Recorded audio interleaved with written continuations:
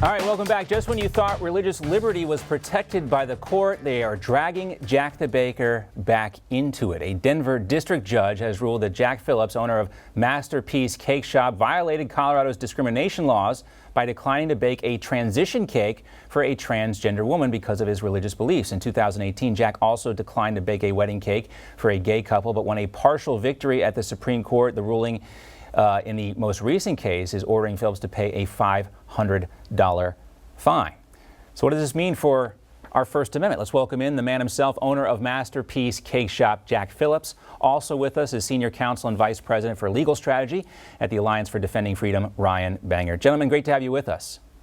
Well, thanks for having us. We're honored. I think most people are familiar with your story, Jack, who watch this network. But just to be clear, you're not refusing service to transgender people. You simply don't want to make a transition cake. So if a transgender person comes in and says, Jack, I'd like a birthday cake, you have no problem with that. The issue is that you as a Christian believe, like a lot of Christians believe, most Christians, that your gender, your sex is determined by God, our Creator, and it's not something that you can just change, right?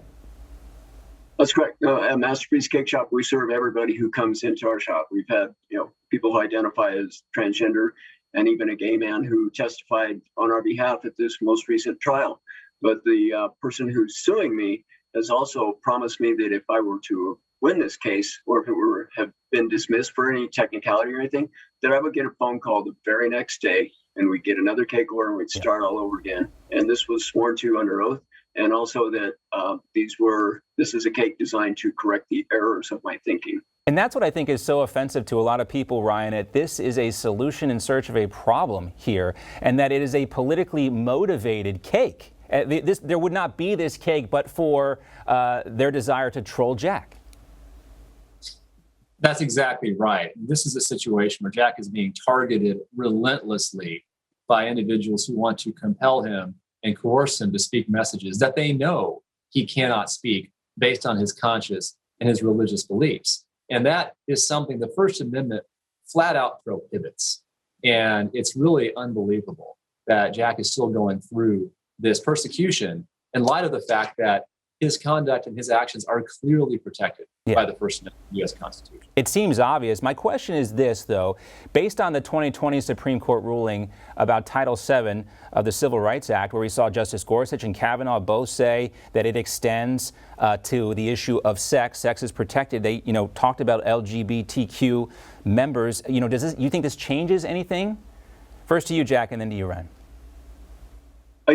It doesn't change anything in my mind because I serve everybody who comes into my shop. I just can't create every cake that people ask me to create because of certain messages. Mm-hmm. And another message would be like this person suing me, this attorney who's suing me, asked a cake with Satan smoking a marijuana joint.